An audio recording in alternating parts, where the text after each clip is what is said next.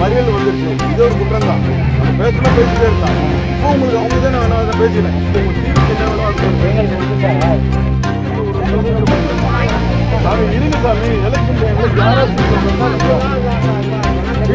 ரெண்டு மாசத்துக்கு முன்னாடியே இருமா இருமா கொஞ்சம் புரிஞ்சுக்கமா. ஆமாங்க சார். ஓட்டு போட மாட்டோம் சார். ஓட்டு போட மாட்டோம் நாங்க. ஒன்று புரியுங்க. கூட்டத்தில் எல்லாருமே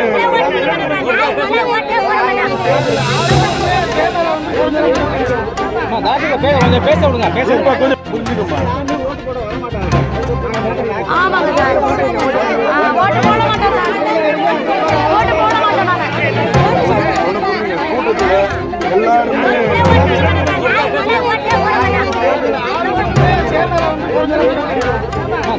கொஞ்சம் பேச விடுங்க. பேச கொஞ்சம் அதுக்கப்புறம் நம்ம முடியாதான் போராடலாம். எலெக்ஷன் டேட் முடிஞ்சா ஒரு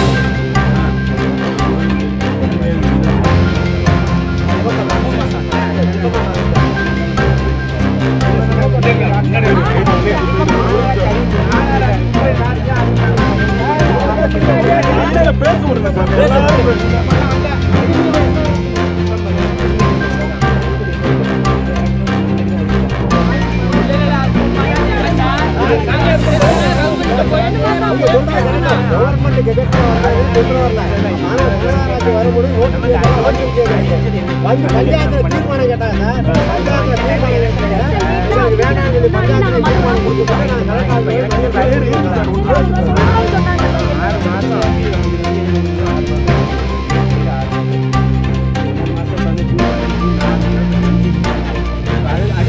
போராட்டம் பண்ணுங்க. நாங்களும் உங்களுக்கு ஆதரவு இல்லைங்க சார். இப்போ நாங்க அந்த எலெக்ஷனை விட்டோம்னா அதுக்கப்புறம் எங்க கையில எங்க உரிமை எதுவுமே கிடையாது.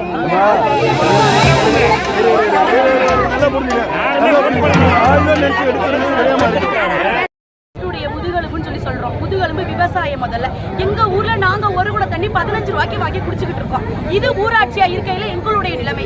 இது இன்னும் மாநகராட்சியா ஆணுச்சு அப்படின்னா இன்னும் நீங்க குடிக்கிற தண்ணிக்கு கூட வரி போடுவீங்க. சாதி சான்றிதழ், பிறப்பு சான்றிதழ், இறப்பு சான்றிதழ் எல்லாத்துக்கும் வரி.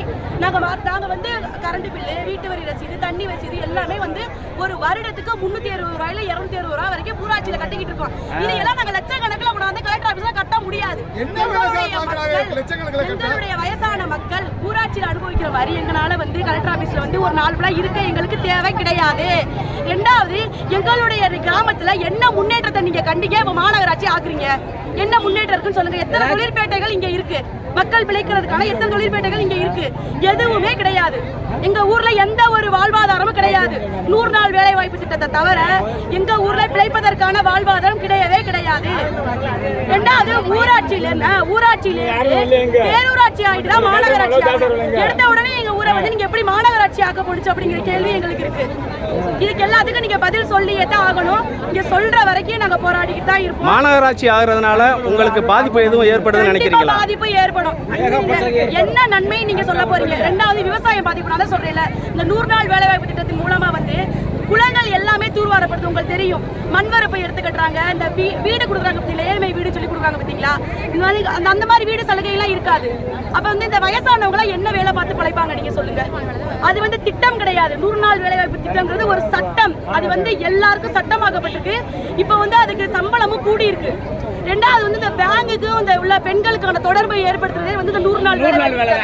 இன்னைக்கு ஒரு கிழவி என்ன சொல்லுதுன்னா, நீ எனக்கு கஞ்சி ஊத்தாடி போடா, நான் அந்த வேலையை விட்டு வச்சு நான் பழச்சுக்குவேன் அப்படின்னு சொல்லும்ல. இன்னைக்கு அதையே எடுத்துட்டா எங்க போவாங்க எங்க மக்கள்? சரி, இப்ப அந்த போராட்டத்துல நீங்க எத்தனை ஊர் மக்கள் கலந்துருக்கீங்க? 6 ஊர் மக்கள். எந்தெந்த ஊர்னு தெரிஞ்சுக்கலாமா? சிவபுரம், மேலத்தேவந்தப்பட்டி, மலுக்கம்பட்டி, கிழத்தேவந்தப்பட்டி, இளங்குடிப்பட்டி. உங்க பேருக்கா? உங்க பேரு? லட்சுமி பிரபா. எந்த ஊரு? மேலத்தேவந்தப்பட்டி.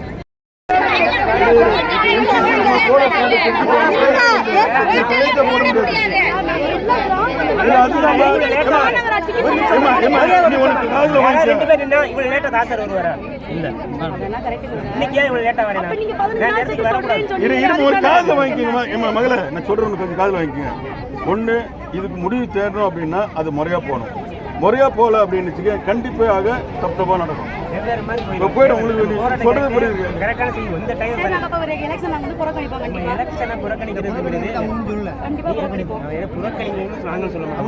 நாங்க எங்க வாயால அந்த வார்த்தை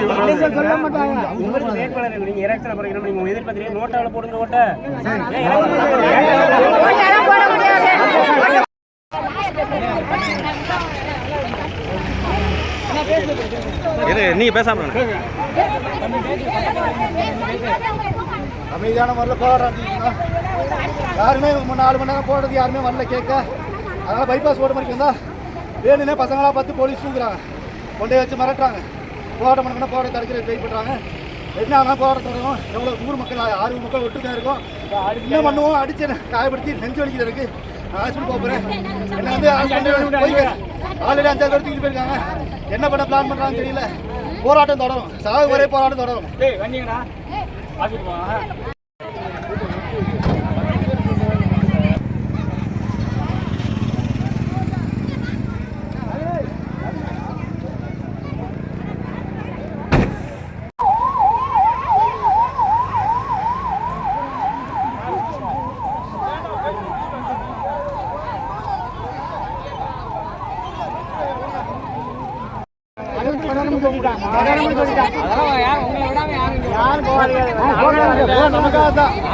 முடிகிற வரைக்கும் யாரும் பின்வாங்க கூடாது.